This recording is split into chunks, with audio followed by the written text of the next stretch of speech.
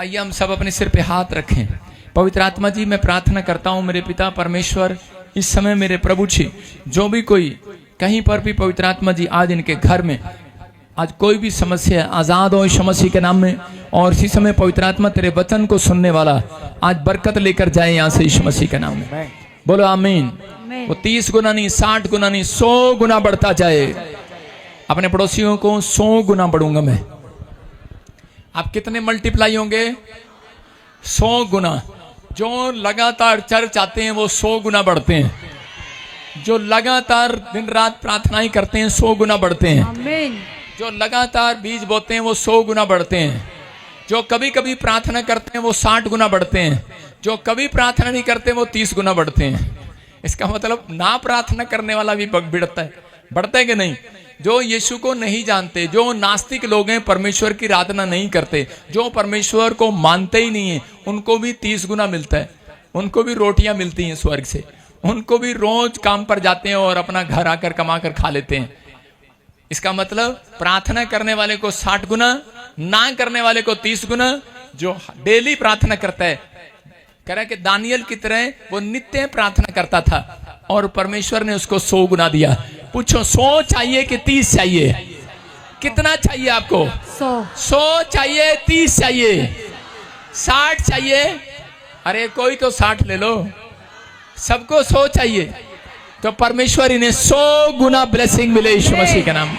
आमीन। ऊंचा होगा मिलेगी।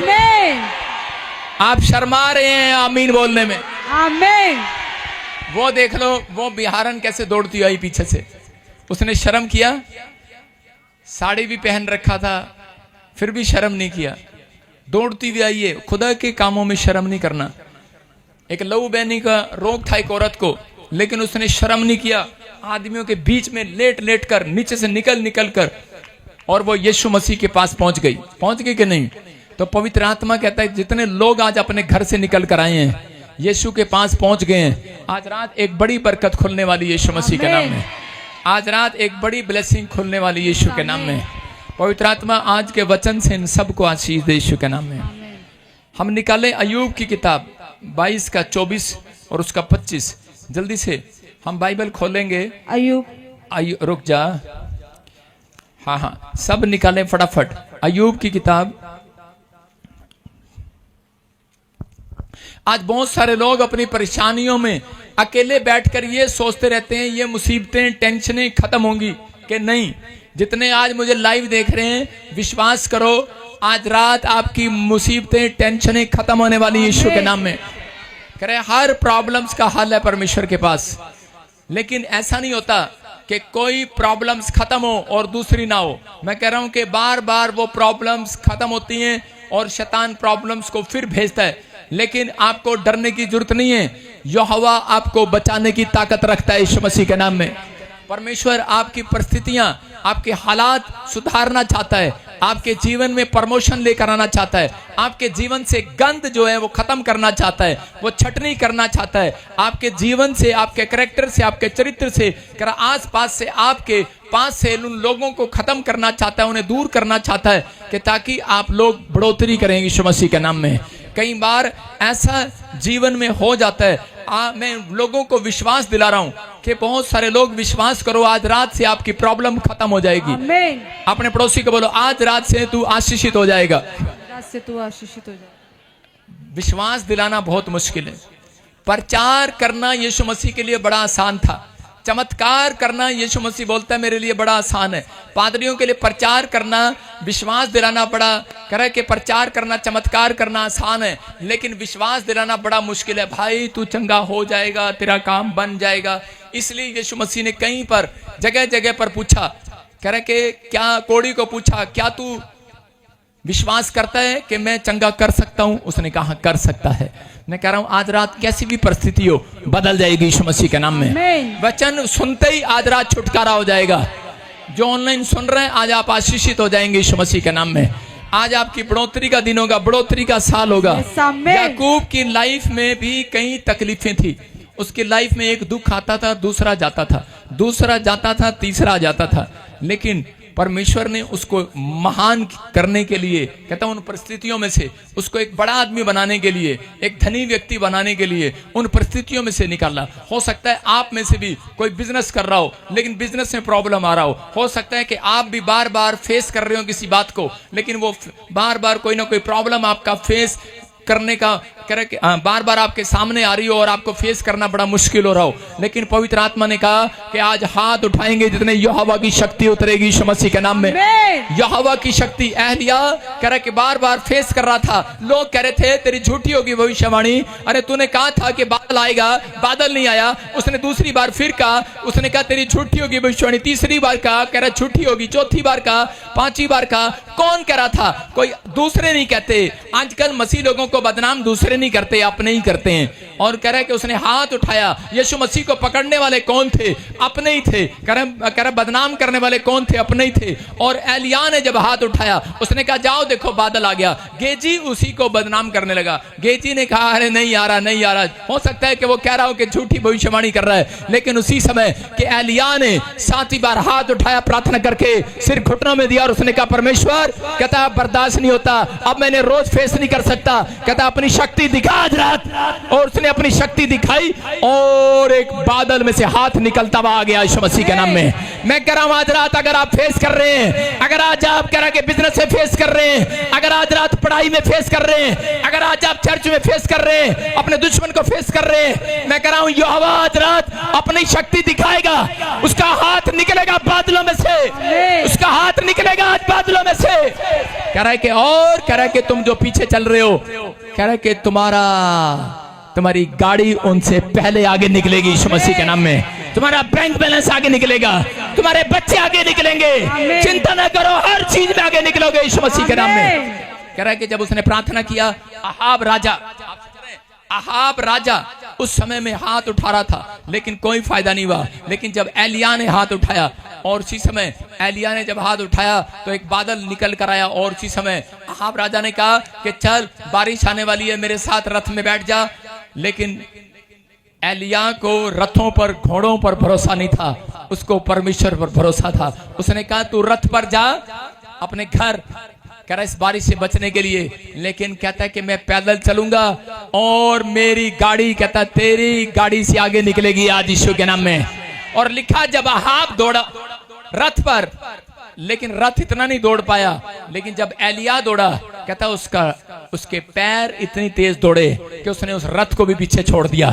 याद रखना, अगर आप विश्वास करते हैं, अगर आपका भरोसा प्रार्थना पर है, आप कितनी भी चिंता में हो, कितनी परेशानी में हो, आपका बिजनेस, जो लोग आज आप पर उंगली उठा रहे हैं, जो लोग आपको बदनाम कर रहे हैं, जो लोग कह रहे हैं कि क्या मिला तुझे उस चर्च में जाके, क्या मिला तुझे यीशु मसीह के पीछे चल के, थोड़े दिन के बाद कहता तुम्हारा घोड़ा आगे निकलने वाला है यीशु मसीह के नाम में, तुम्हारा बच्चा आगे निकलने वाला है, तुम्हारा बिजनेस आगे निकलने, आमीन बोलने वाले, आशीषित होने वाले आज रात तुम यीशु मसीह के नाम में। परमेश्वर फेवर करेगा, आपका फेवर करेगा। जितने ताड़ी बजा रहे हैं फेवर करेगा आज रात। अय्यूब के जीवन में पढ़ते हैं हम 22 के 24 में, कितने लोग चाहते हैं कि आज दुख खत्म हो जाए और सुख आ जाए? कितने लोग चाहते हैं? हाँ, तो एक काम करना है आपको। हाँ पढ़ो। तू अपनी अनमोल वस्तुओं को धूल पर वरन ओपीर का कुंदन भी नालों के पत्थरों में डाल दे। बस बोलो हालेलुया, हालेलुया। कह रहे हैं अगर आप चाहते हैं दुख खत्म हो जाए, शांति आ जाए, तो अपनी सबसे कीमती चीज उठाकर नाले में फेंक दो। कितने लोग फेंकेंगे घर जाके? हाथ उठो।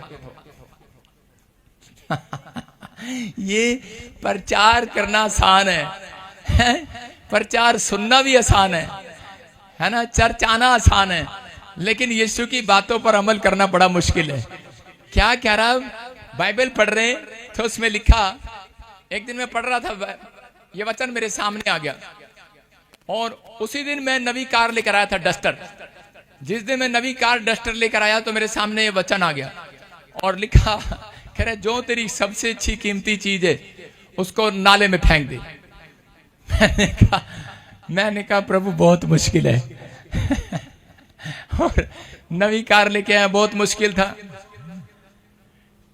बड़ा दिन उसको धक्का देकर रखा अपने साथ डस्टर को। मैंने कहा नहीं नहीं नहीं नहीं नहीं नहीं, इससे तो मैं सेवा करने जाऊंगा दूर दूर दूर दूर दूर दूर, इधर उधर।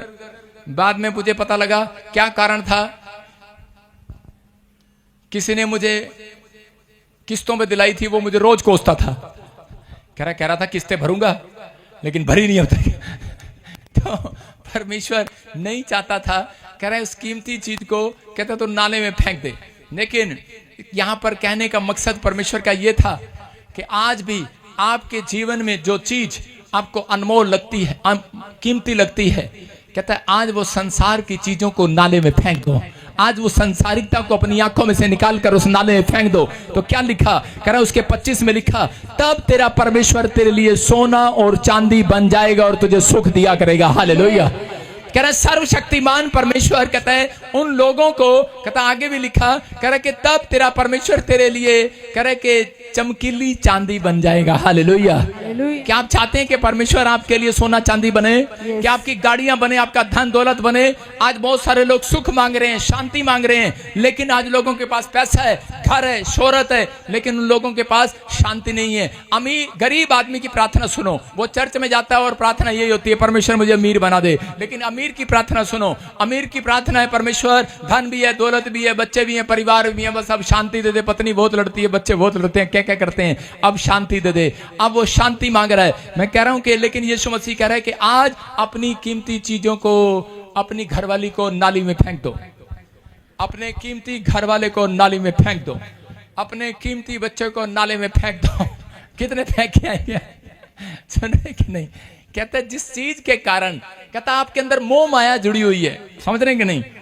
हम लोग आधे प्रार्थना इसलिए नहीं कर पाते क्योंकि हमारी मोह माया जुड़ी हुई है कि पत्नी क्या कर रही है, बच्चे क्या कर रहे हैं, पति कहाँ जा रहा है। प्रार्थना में बैठ जाएगी औरत, लेकिन मोह माया वहीं रहेगी। पति आया नहीं अब तक, ट्रक ड्राइवर है, पौ पौ पौ पौ, रास्ते में कहीं और ना चला गया हो, गाड़ी कहीं और ना चली गई, फौज में है, पता नहीं क्या कर रहा होगा, पुलिस में है, क्या कर रहा होगा। आज कह रहा है कि हमें 100 तरह की टेंशनें हमारे दिमाग में लगी हुई हैं। आज पत्नियां जो है इस चीज की चिंता करती हैं, आदमी जो है चिंता करता है। इसलिए परमेश्वर का आत्मा कह रहा है अय्यूब को कहा कि अय्यूब जब तू करे के प्रार्थना में बैठे तो कहते हैं उस समय, कहता अपनी अनमोल चीजों को, मैं ये नहीं कर रहा हूं डेली आप नाले में फेंक कर आओ, कहता कि जब आप, कहता प्रार्थना में बैठे तो ये समझ लो कि अनमोल सब कुछ कीमती चीजें मैंने नाले में फेंक दी हैं 1 घंटे के लिए। सुन रहे कि नहीं? मैंने नाले में फेंक दिए, खड्डे में फेंक दिए, मुझे नहीं परवाह उनकी, मुझे इस समय परमेश्वर की परवाह है। सर्वशक्तिमान के सामने बैठा हूं, वो मेरे लिए सोना चांदी है, वो मेरे लिए सब कुछ है। परमेश्वर कह रहा है ऐसा व्यक्ति आज रात परमेश्वर से बातें करेगा, बातें। ऐसा व्यक्ति परमेश्वर के सोने चांदी को देखेगा, ऐसा व्यक्ति अपने बिजनेस को खुलते देखेगा, ऐसा व्यक्ति कह रहा है कि आज आशीषित होते देखेगा।